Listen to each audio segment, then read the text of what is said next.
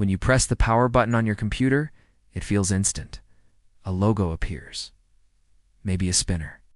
A few seconds later, you're staring at your desktop. It feels simple, almost magical. But behind that simple action is one of the most carefully orchestrated sequences in modern computing, the Linux boot process. What looks like a quick startup is actually a chain reaction of firmware. Bootloaders, kernels, memory initialization, hardware detection, and service orchestration. Every stage hands control to the next with precision. If any link in that chain fails, the system doesn't boot. There's no desktop, no terminal, nothing. Understanding the Linux boot process doesn't just make you more technical, it fundamentally changes how you see your computer. Instead of a mysterious black box, it becomes a structured, logical system that follows clear rules. And once you understand those rules, troubleshooting becomes less intimidating. System customization becomes possible, and Linux starts to feel truly yours. The story begins before Linux even exists in memory. The very first thing that runs when you press the power button is not Linux. It's firmware, either BIOS or UEFI. These are tiny programs stored on a chip on your motherboard. Their job is to wake up the hardware and prepare the system for an operating system. In older systems, this firmware is called BIOS, which stands for Basic Input-Output System. In modern systems, it's UEFI, which stands for Unified Extensible Firmware Interface. UEFI is more advanced, faster, and supports features like secure boot and larger disks. But regardless of which one your system uses, the purpose is the same: initialize hardware and find something bootable. When the system powers on, the CPU doesn't magically know what Linux is. It starts executing instructions from a fixed location in memory, defined by the motherboard firmware. That firmware begins what's called the post-process power-on self-test. POST checks essential hardware components. It verifies that RAM is working. It initializes the CPU.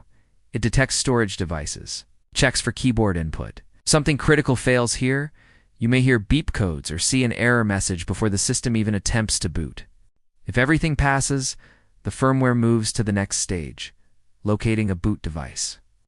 This is where bootloader comes into play. Your firmware settings define which device it checks first. Maybe your SSD, maybe a USB drive, maybe a network interface. It scans those devices looking for something bootable. In BIOS systems, it looks for the master boot record, or MBR. In UEFI systems, it looks for an EFI system partition. These are small, special areas on the disk that contain bootloader code. And this is where Linux finally enters the picture. The bootloader is the next link in the chain. On most Linux systems, the bootloader is GRUB, the Grand Unified Bootloader. GRUB is incredibly powerful. It's responsible for loading the Linux kernel into memory and passing control to it. When firmware finds GRUB, it loads it into RAM and executes it.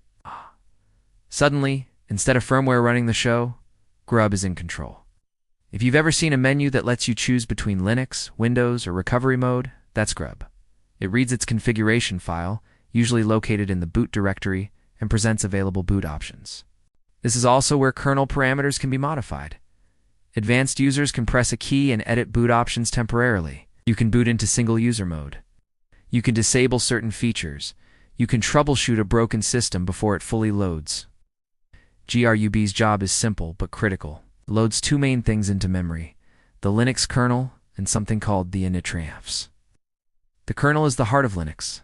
It's the core program that manages memory, CPU scheduling, hardware drivers, file systems, networking, and process management. The initramfs, or initial RAM file system, is a temporary root file system loaded into memory. It contains essential drivers and scripts needed to mount the real root file system from disk. Once GRUB loads both into memory, it hands control to the kernel. At this point, GRUB's job is done. It steps aside. The kernel takes over completely. Now we enter the kernel initialization phase. The Linux kernel starts by decompressing itself. Yes, the kernel is compressed on disk to save space. Once loaded into RAM, it expands and begins execution. The first task is setting up low-level memory management. The kernel configures page tables, virtual memory, and memory protection mechanisms. It initializes CPU features and detects multiple cores if available. Next, It initializes hardware drivers compiled into the kernel. This includes things like storage controllers, USB controllers, display adapters, and input devices. If drivers are modular instead of built-in, the kernel relies on initramfs to load them. This is why initramfs is so important. If your root file system lives on a specific storage controller or uses encryption, the kernel needs the appropriate drivers before it can even read the disk. Initramfs provides those early-stage modules. Once essential drivers are loaded, the kernel mounts the real root file system. This is the moment the system transitions from temporary in-memory setup to the actual disk-based Linux environment. When the root file system is mounted, the kernel executes the very first user space program. This program has a special process ID PID1. PID1 is historically called init. In modern Linux distributions, this is usually systemed.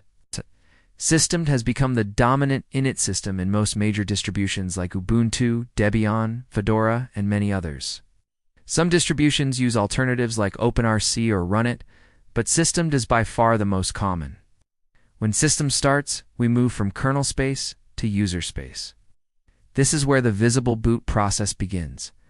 System's job is to start all the services required to make the system usable. It reads configuration files that define targets and units. Targets are like milestones, multi-user mode, graphical mode, rescue mode. Units define services, mounts, devices, timers, and more. Systemed doesn't just start services randomly. It builds a dependency tree. For example, networking must start before network-dependent services. The display manager must start before the graphical login screen appears. One of system's biggest advantages is parallelization. Unlike older init systems that started services one by one in sequence, system can start multiple services simultaneously if they don't depend on each other. This significantly speeds up boot time. As services start, logs are generated. If you've ever used the command journal talt, you've seen system's journal logs. These logs record every event during boot, hardware detection, service startup failures, warnings, everything. Meanwhile, UDF is running. UDF is responsible for dynamic device management. When you plug in a USB drive, or when the system detects hardware during boot, UDF assigns device names and triggers necessary actions. At some point during system's process, the display manager starts. This might be GDM, LightDM, SDDM, or another login manager depending on your distribution. The display manager launches the graphical server, usually Wayland or Xtorg. Wayland is increasingly common in modern systems. Once the graphical environment initializes, you see the login screen. When you enter your password and log in, your desktop environment starts. This could be GNOME, KDE, Plasma, XFCE, Cinnamon, or something else. At that moment, the boot process is technically complete. What began as electrical signals on a motherboard has become a fully functional multi-user operating system with networking, graphics, storage, and background services running. But there's more happening beneath the surface. During boot, many background services are launched: networking daemons, Bluetooth managers, printing services, scheduled task managers, logging agents, security modules like SI Linux or AP Armor.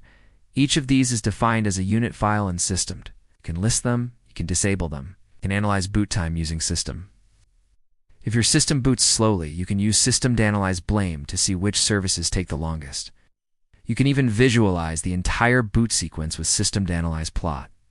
This level of transparency is one of Linux's greatest strengths. Another important concept is run levels, though modern systems use targets instead. Historically, Linux had numbered run levels from 0 to 6. For example, run level 3 was multi-user text mode, and run level 5 was graphical mode. Systemed replaced run levels with targets like multi-user, target, and graphical target, but the concept remains similar. Now let's talk about special boot scenarios. If something goes wrong, Linux has recovery modes. You can boot into single-user mode. This starts minimal services and gives root shell access for troubleshooting. If your root file system is corrupted, you can run file system checks. If a misconfigured service prevents normal boot, you can disable it. This modularity and visibility are why Linux is so powerful in server environments. Administrators can precisely control every stage of boot. They can customize which services start. They can create custom targets. They can optimize boot performance for cloud deployments. In cloud environments, Boot speed matters. Containers and virtual machines need to start quickly, so minimal Linux systems strip down unnecessary services to achieve near-instant boot times. Secure boot adds another layer to the process. In UEFI systems, secure boot verifies cryptographic signatures of bootloaders and kernels. This prevents unauthorized or malicious code from executing during startup. Many distributions support secure boot, but it can sometimes complicate custom kernel installations. There's also the concept of kernel parameters. These are arguments passed by GRUB to the kernel at boot time. For example, you can specify quiet mode, enable debugging, disable certain drivers, or configure hardware-specific options. Understanding these parameters can be invaluable when diagnosing hardware compatibility issues. Another advanced aspect is initramfs customization. If your system uses full disk encryption, the initramfs includes tools to prompt for a password before mounting the root file system. Without that early-stage support, encrypted systems couldn't boot. In embedded Linux systems, the boot process may be even more customized. Some devices use alternative bootloaders like U-boot. Others skip certain features for performance reasons. Despite all these variations, the core logic remains the same. Firmware initializes hardware. Bootloader loads the kernel. Kernel initializes system resources. Init system launches services. Desktop or shell becomes available. The elegance of the Linux boot process lies in its modularity. Each stage is independent yet coordinated. You can replace GRUB with another bootloader. You can compile a custom kernel. You can use a different init system. Linux doesn't force a single path. It provides a framework. For beginners, the boot process may seem intimidating. But once you break it into stages, it becomes logical. It becomes understandable. And understanding it removes fear. The next time you press the power button on your Linux machine, remember what's happening. Tiny firmware instructions awaken the hardware. GRUB carefully loads the kernel. The kernel configures memory and devices. It's a system to orchestrate services like a conductor leading an orchestra. And within seconds, millions of lines of coordinated code transform raw silicon into a usable digital environment. What feels instant is actually a symphony of precise steps executed flawlessly in milliseconds. And that is how the Linux boot process works.